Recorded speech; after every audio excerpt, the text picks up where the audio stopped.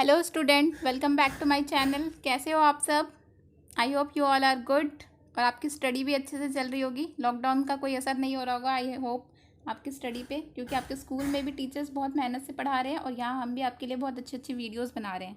ठीक है, तो अगर किसी को भी कोई भी डाउट हो तो कमेंट सेक्शन में बता सकते हैं। तो हम चैप्टर 6 कर रहे थे, क्लास 10th का लाइफ प्रोसेस, जिसमें आज हमें लास्ट टॉपिक करना है excretion.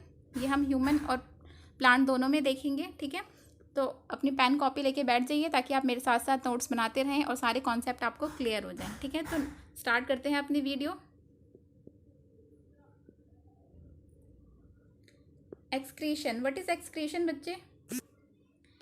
It is a biological process of removal of harmful nitrogenous metabolic waste from the body is called excretion। ठीक है, हमारी बॉडी में जो मेटाबॉलिक रिएक्शंस होती हैं और बहुत सारे बायोलॉजिकल वेस्ट प्रोडक्ट बनते हैं। ठीक है, उन वेस्ट प्रोडक्ट का बॉडी के वो वेस्ट प्रोडक्ट जो हैं बॉडी के लिए बहुत हार्मफुल है, तो उनका अपनी हमारी बॉडी से निकलना, इसको क्या बोलते हैं हम? मेटाबॉलिक वेस्ट को क्या बोलते हैं? एक्सक्रीशन बोलते हैं। ठीक है, unicellular organism excrete bye diffusion. जो यूनिसेलुलर यानी कि आपके एक कोशिकीय जीव हैं उनका एक्सक्रीशन कैसे होता है?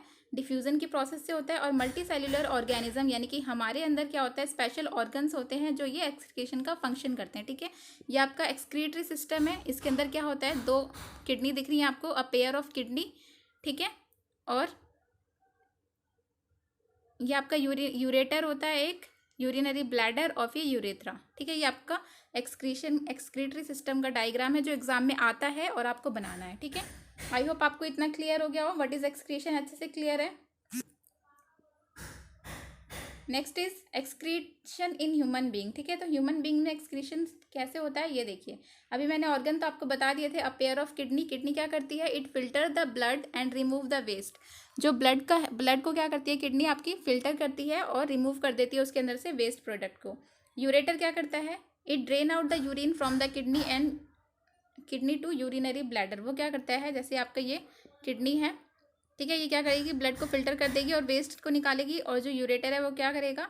इस वेस्ट प्रोडक्ट को किडनी से ले जाएगा कहाँ पे? यूरिनरी ब्लैडर में। ठीक है, यूरिनरी ब्लैडर में लेके जाएगा। यूरिनरी ब्लैडर क्या करता है? Store the urine. वो क्या करेगा? यूरिन को स्टोर करेगा और यूरेथ्रा क्या करेगा? ट्रांसमिट कर देगा यूरिन को आउटसाइड द बॉडी। ठीक है, आई होप आपका इसका ऑर्गन अच्छे से समझ में आ गया होगा, पार्ट सारे। किडनी कहाँ पे प्रेजेंट होती है बच्चे? Kidney is present on either side of the backbone in the abdomen. जो हमारी बैकबोन है ना उसके बिल्कुल जस्ट नीचे, ठीक है, बैक साइड में प्रेजेंट होती है आपकी 2 kidneys. Nephron are the basic structural and functional unit of kidney. अब जो आपकी किडनी, अगर आप इसका डाइसेक्शन करेंगे ना तो आपको इसके अंदर बहुत सारे छोटे छोटे स्ट्रक्चर दिखेंगे जिनको हम क्या बोलते हैं? नेफ्रॉन बोलते हैं। वो क्या है? Basic structure and functional unit है किडनी की। बहुत इंपॉर्टेंट लाइन, ये 1 मार्क्स का क्वेश्चन आता है इस पर। ठीक है, तो इसलिए ध्यान से समझिए इसको।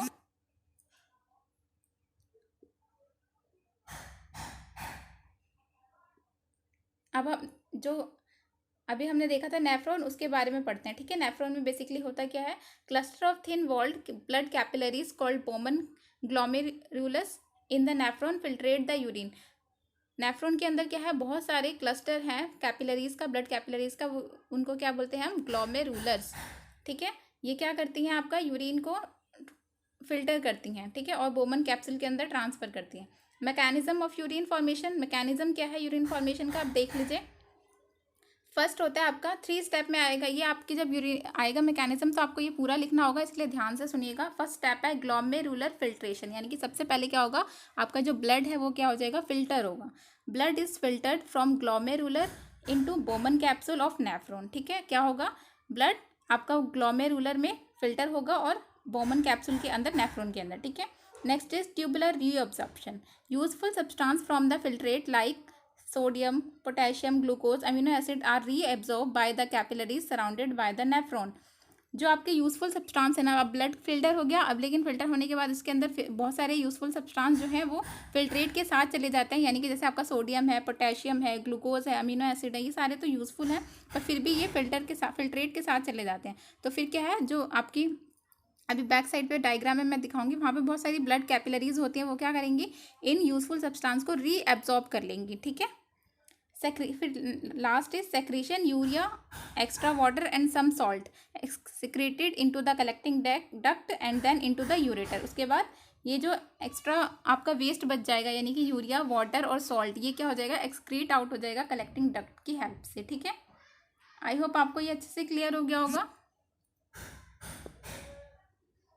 देखिए ये आपका डायग्राम है नेफ्रॉन का। यहाँ पे क्या है, ये अभी ये एफरेंट है और एक इफरेंट है। ठीक है, तो एफरेंट से आएगा यहाँ पे आपका ब्लड, और क्या हो गया यहाँ पे ब्लड आपका फिल्टर हो गया, बोमन, इसको बोलते हैं बोमन कैप्सूल, इसके अंदर फिल्टर हो गया। उसके बाद ये जो फिल्ट्रेट है यानी कि जो यहाँ पे आपका फिल्ट्रेट बचा हुआ है। ठीक है, सबसे पहले इसका बेसिक सा डायग्राम देखिए। ये आपका बोमन कैप्सूल है, यहाँ पे ये दो वेन आर्टरीज हैं। ठीक है, एक एफरेंट है और एक इफरेंट है। ठीक है, उसके बाद ये वाला जो पोर्शन है ना यहाँ तक, इसको बोलते हैं प्रॉक्सिमल कॉन्वोलेटेड टिब्यूल, PCT बोलते हैं। क्या बोलते हैं, प्रॉक्सिमल कॉन्वोलेटेड टिब्यूल। उसके बाद ये यू शेप का दिख रहा है, इसको बोलते हैं हैनले लूप। क्या बोलते हैं इसको, हैनले लूप। उसके बाद ये वाला जो पोर्शन है ना यहाँ तक, ये वाला, इसको बोलते हैं डिस्टल कॉन्वोलेटेड टिब्यूल, DCT बोलते हैं, डिस्टल कॉन्वोलेटेड टिब्यूल। उसके बाद ये वाली जो पाइप है आपकी, इसको बोलते हैं, ये जो आपको दिख रहा है, इसको बोलते हैं कलेक्टिंग डक्ट। ठीक है, ये कलेक्टिंग डक्ट आपका फिर यहाँ से यूरिनरी ब्लैडर के पास पहुँच जाता है आपका यूरिन। ठीक है, तो इसे समझते हैं बेसिकली होता क्या है। यहाँ से ब्लड फिल्टर हो गया, उसके बाद यहाँ पे आ गया। अब यहाँ पे क्या है, बहुत सारी यूजफुल सब्सटेंस भी है आपके, सोडियम भी है, पोटेशियम भी है, अमीनो एसिड भी है। तो इसके साथ ना बहुत सारे आपकी NCERT बुक में डायग्राम दे रखा है अच्छे से, वो देखिए, वो थोड़ा सा टिपिकल था इसलिए मैंने यहाँ पे नहीं लगाया वो वाला डायग्राम। ठीक है, तो यहाँ पे बहुत सारी ब्लड कैपिलरीज होती है। इसके साथ साथ वो क्या करेंगी, ब्लड कैपिलरीज इसके अंदर से डिफ्यूजन के प्रोसेस से इन सॉल्ट को, इंपॉर्टेंट सॉल्ट जो है हमारी बॉडी के लिए, यानी कि सोडियम, पोटेशियम, ग्लूकोज, इनको रीएब्जॉर्ब कर लेंगे यहाँ पे। ठीक है, यहाँ पे रीएब्जॉर्प्शन का पार्ट चलेगा। उसके बाद जो सेक्रीशन है यानी कि जो वेस्ट आपका बच जाएगा, यूरिया और सॉल्ट, ठीक है, तो ये सब कहाँ चले जाएंगे, आपके कलेक्टिंग डक्ट में चले जाएंगे और यहाँ से फिल्ट्रेट हो जाएगा, पास आउट हो जाएगा यूरिन आपका। ठीक है, क्लियर है आपको पूरा यूरिन एक्सक्रीटरी सिस्टम ह्यूमन में।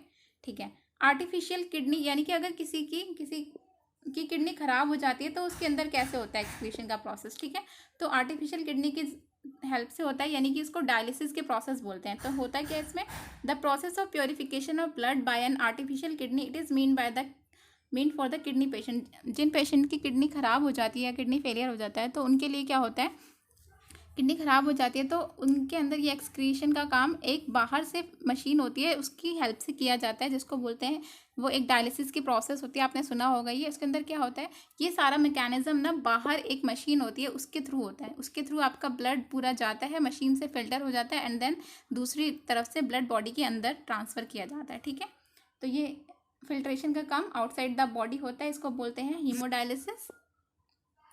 Next is excretion in plant. अब प्लांट के अंदर आपका एक्सक्रीशन कैसे होता है, ह्यूमन के अंदर तो हमने देख लिया, प्लांट के अंदर भी एक्सक्रीशन होता है। प्लांट के अंदर कौन कौन से वेस्ट प्रोडक्ट हैं, आपका वाटर है, ठीक है, कार्बन डाइऑक्साइड है, ऑक्सीजन है, ठीक है, बहुत सारे ये सारे क्या हैं उसके वेस्ट प्रोडक्ट हैं। तो ये कैसे एक्सक्रीट आउट होते हैं, excretion is the removal of waste from the body. Plant also produce waste product by slowly in the small amount. ठीक है, स्मॉल अमाउंट में। तो वेस्ट प्रोडक्ट क्या क्या है उसके, waste product of the carbon dioxide, water vapour and oxygen, ये सारे वेस्ट प्रोडक्ट हैं। Carbon dioxide and water vapours को वो कैसे वेस्ट प्रोडक्ट किसके हैं, ये रेस्पिरेशन के, रेस्पिरेशन में बनता है आपका CO2 and water vapour. Oxygen waste product है किसका, फोटोसिंथेसिस का। फोटोसिंथेसिस में आपने वो प्रोसेस देखी थी ना जिसमें वो ऑक्सीजन को बाहर फेंकते हैं, ठीक है, यानी कि एक्सहेल करते हैं। This waste product are remove through the stomata. तो ये वेस्ट प्रोडक्ट कहाँ से रिमूव होते हैं, हमारे अंदर तो एक्सक्रीटरी ऑर्गन है, इनके अंदर क्या है, जो स्टोमेटा है, ठीक है, स्टोमेटा से ही ये सारे वेस्ट प्रोडक्ट का क्या होता है, आपका एक्सक्रीशन होता है। यानी कि यहाँ पे ही हमने देखा था गैसेस एक्सचेंज स्टोमेटा से होते हैं, इसीलिए वेस्ट प्रोडक्ट का एक्सचेंज भी कहाँ से होता है, स्टोमेटा से होता है। ठीक है, आई होप आपको इतना अच्छे से क्लियर हो गया होगा, कोई डाउट नहीं होगा।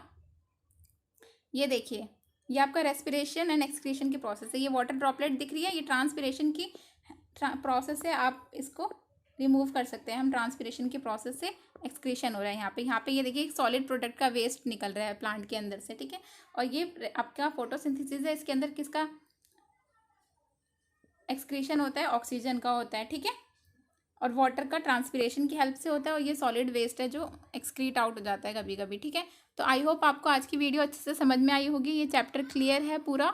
अगर क्लियर है तो कमेंट सेक्शन में भेजें और लिखें, अपने डाउट्स हैं तो वो भी लिखें, और अगर समझ में आ गया तो उसे भी। तो चैनल को लाइक करें, शेयर करें और सब्सक्राइब करें, और इसी तरह चैनल पे बने रहें। मिलते हैं हम अपने नेक्स्ट वीडियो में एक नए चैप्टर के साथ। तब तक के लिए पढ़ते रहिए। Stay home and stay learning.